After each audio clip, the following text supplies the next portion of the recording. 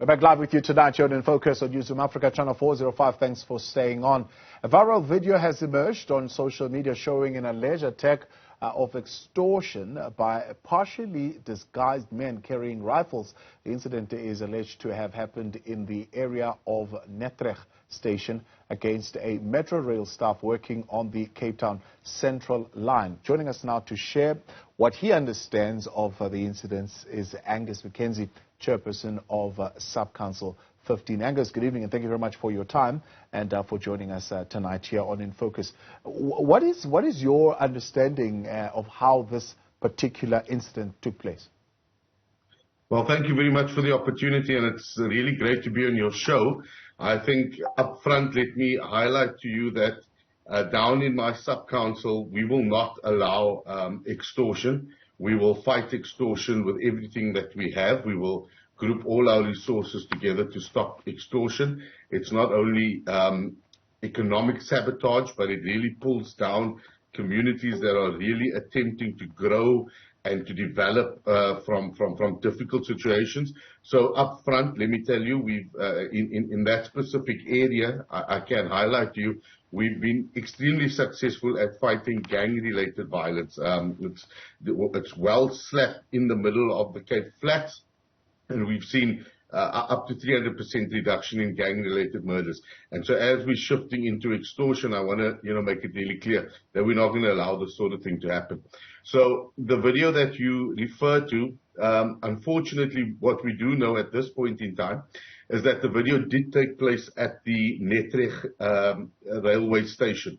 We don't know when it happened. That's not been confirmed to us at all. And we don't understand or know the motive behind the video either.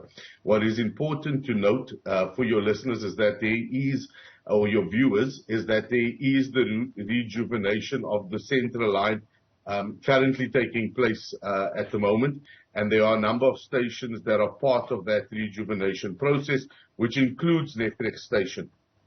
And Netreg Station, unfortunately, has not been touched by any contractors, subcontractors, or workers. So if you see in the background of the video when the shots go off, the station is empty.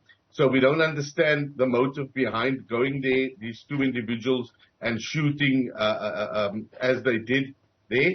But it is with the South African Police Services.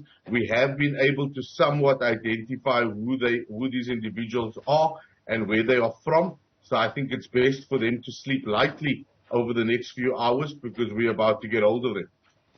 So my understanding is that this is a gang that's allegedly intent on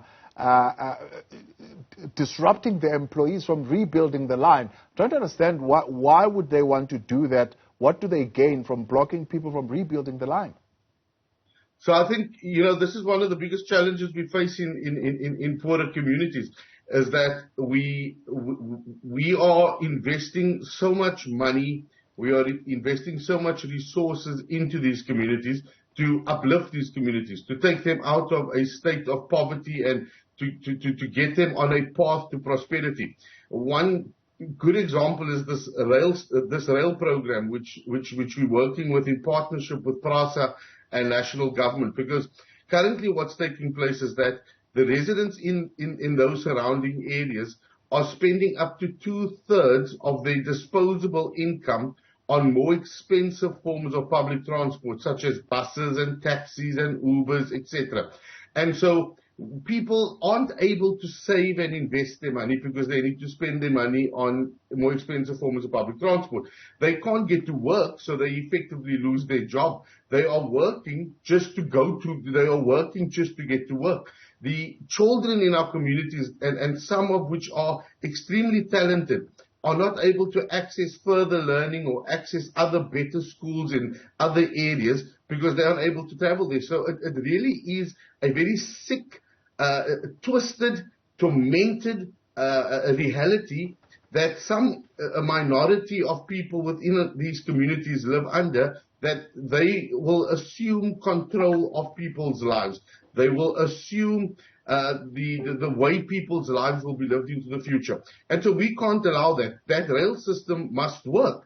our people must have access to better opportunities. Yeah. And it's not political. It is just economical sense that if someone is able to spend, I think it is from Netreg Station to the CBD, it's going to cost you 7 rand on a train versus spending 25 to 30 rand on a taxi. It only makes logical sense that you are able to change the circumstances that people are under. Yeah. And so it is a realistic mentality that gangsters think that they control areas. They don't control areas. So we've seen similar instances, Angus, sorry to come in there. For example, in the Durban building sector where such gangs would come up and demand, for example, a 30% of the contract. Is it a similar situation where the gang bosses here are saying they've been cut out of the contract? Has the required 30% of localization been fulfilled here? It's absolutely right that they should be cut out of a contract. You know, this is a failure, my friend, of a bigger systemic problem that exists within our country today. Over the last 28 years, we've seen corruption become the way of doing business. And so if it's happening right at the top, then one can expect it to be taking place right down at the bottom as well. So it's a systemic failure of government and to show leadership as to how we in fact do business. These specific contracts that were handed out to subcontractors and to contractors are local companies that are able now to work, that are being stopped to work because a gangster or gangsters think that they have an absolute right to that. So yes, it is a very similar situation to what's happening in other parts of the country, and specifically in Durban, like you say, where and I've made this very clear to PRASA in my engagement with them yesterday morning. I said, we cannot allow you to go soft on gangsters and to allow gangsters to intimidate you and to extort this business from you. Because if you're going to allow it here, we must accept that we will have to allow it further. So we're drawing a line in the sand in my area, and we're saying it's not going to happen. And thank goodness we have the support of PRASA and we have the support of the South African Police Services. But at some point, sir, someone has to draw the line in the sand. And I'm effectively saying that enough is enough on this issue. Yeah. Speaking of PRASA and speaking of the South African Police Service, is the capacity there to be able to respond to the situation? I know work has been discontinued today, but do you expect that people will be back working tomorrow? So I'm hoping that people will be back working by not tomorrow, hopefully by Friday, but definitely on Monday. This shooting incident that took place, which we don't know where the video went viral, is part of a problem that started on Monday. So on Monday, after 2 months of reconstruction work taking place, a group of gangsters came onto site on Monday and then obviously intimidated staff and stopped the contract. I then called PRASA in yesterday, as well as the South African Police Services yesterday, where we discussed this matter, and I want to acknowledge publicly that PRASA acknowledged their failure to put in place a proper security plan. And so one has 2 options on how to deal with that acknowledgement. Do you say, oh, I told you so? Or do you say, great, this is a starting point, let's see how we can better it from here? And I've taken the position that we must work with PRASA because evidently it's for the benefit of communities that this works. So PRASA and their National Executive Committee have been sitting over the last few hours in developing a new strategic security plan, which will be then presented to myself and to the South African Police Services. The police in the local area will give their go-ahead. Once that plan is then approved, we will see workers returning to site. This has been a problem over the last few years. It's something we have highlighted with PRASA. And if one looks at the other systemic problems that's taking place with PRASA around illegal land invasions, the shack farming taking place, this is all systemic of a failure of the security plan. So hopefully this is some sort of a shock attack to PRASA to understand the realities of what's happening on the ground. But I think first and foremost, what's critically important, it's not the security of infrastructure that I'm really concerned about. I'm more concerned about the security of the staff and the abutting communities as well, that if this extortion gangs could lead into as well. Yeah. So we are in discussions with them. They have come to the table. There has been an acknowledgement, and together between the South African Police Services, PRAS, and ourselves, we've been sitting together.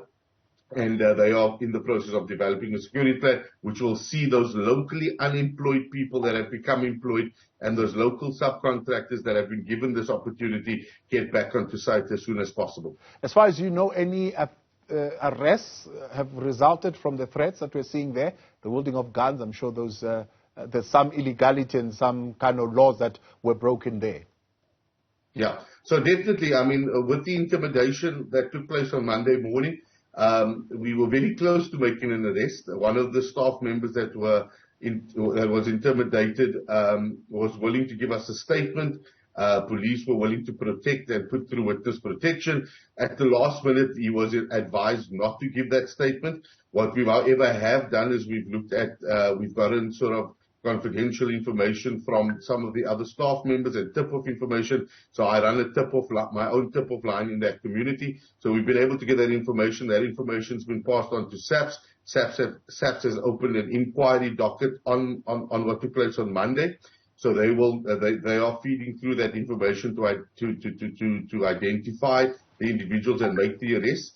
And then this morning's video that went viral, we have some on good authority. We know we have a good idea of who it is. We have a very good idea of where they come from.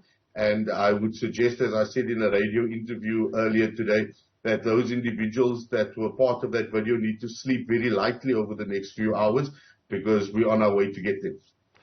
Appreciate your time. Angus McKenzie, he is the chairperson of the Sub-Council 15 there in the Western Cape, watching this one very closely. And